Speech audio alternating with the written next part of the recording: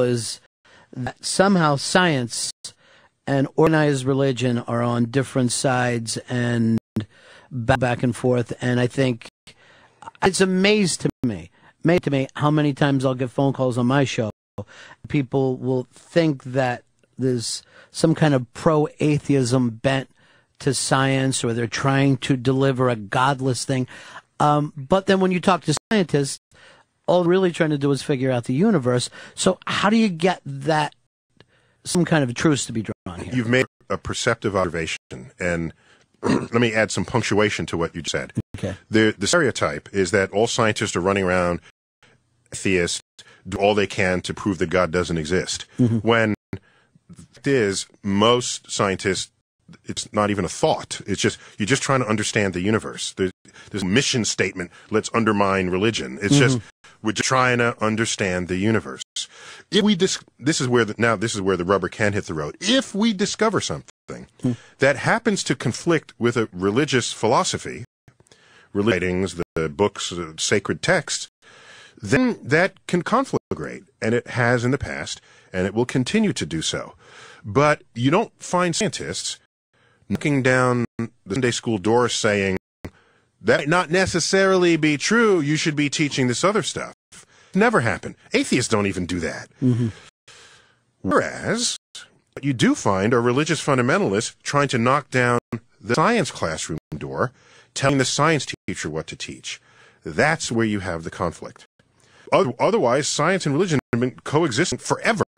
Right. Forever. When you cross that line in the sand, and then you have to ask yourself, is this in the best interest of the nation or not, to allow religious philosophies in a science classroom? If you undermine how science is conducted, you undermine the most successful way we've ever known to generate wealth, and then innovations in science and technology.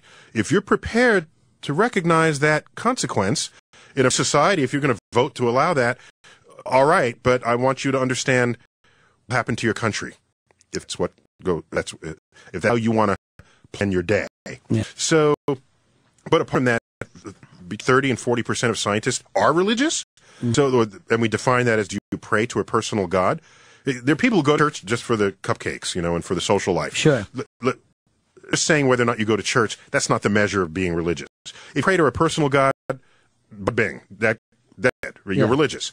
It's that number, between a third of all scientists in the West would as religious under that criterion. So being a scientist is not synonymous with being an atheist, but people like casting it that way so they can have a fight on the radio, so that they can pick a fight and make it and polarize.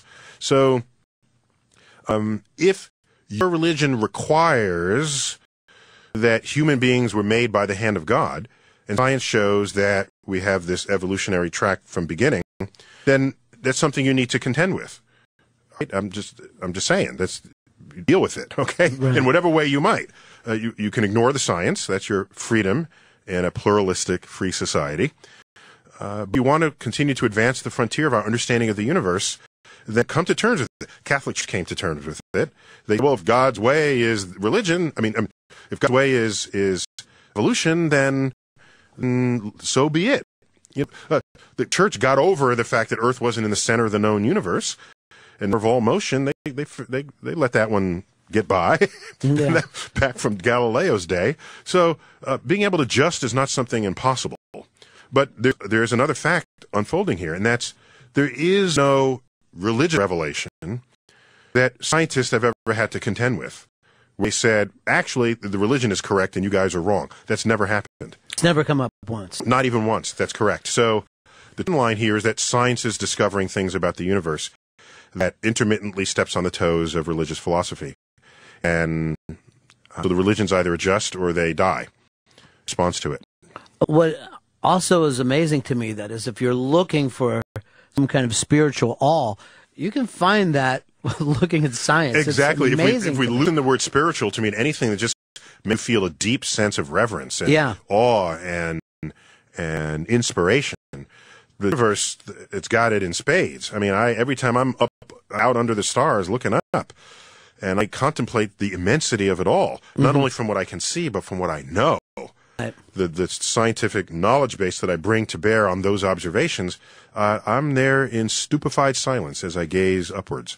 You know what's strange? When you said that, made me think of this. And people feel that just looking at Hubble pictures. Oh, yeah. Hubble pictures will get that out of you in a heartbeat. In seconds, where you'll just go, there is something so large here. But, this summer we were up in the mountains, and we had one of those clear nights where the whole Milky Way was, and far away from the city, listeners. Yeah, and it was too much to even take in, where people start to say, I'm going to go inside, because we're so far away from nature now. Yeah. And we think of ourselves as separate from nature. And it's become one of the strangest things and I guess you can blame science for making life so comfortable. But it's cut us off almost. Yeah, and part of the cutting off is we create our own cocoons, our own technological cocoons. We have our communication devices, so we don't walk to go have a conversation. So the tree and a flower you might have walked past to someone else's house that is no longer necessary. There's the there's the fact that you live in cities. Pollution is not as much. Air pollution is not as much of a problem as it once was, thankfully. But light pollution is as bad as it ever was. At night in New York City, do any relationship with the night sky? Not at all. No. You look up, you see a building, you see lights. Maybe the moon pokes through the high-rises or the skyscrapers, and that's about it.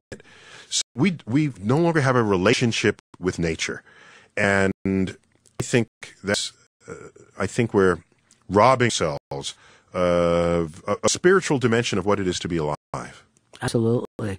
And then the other part of it, of course, is how much we can learn nature all the time. I mean, the way people used to be so connected to it, and it would be part of how human beings act. Yeah, what saddens me is when people, there are things they could have learned about nature had they paid attention, but they just simply don't. Yeah. For example, there's a court case in Connecticut where the judge threw out the evidence that when there was some photographic evidence of when a crime, I forgot whether it was either was committed or was not committed, and it depended on the phase of the moon at the time the photo was taken.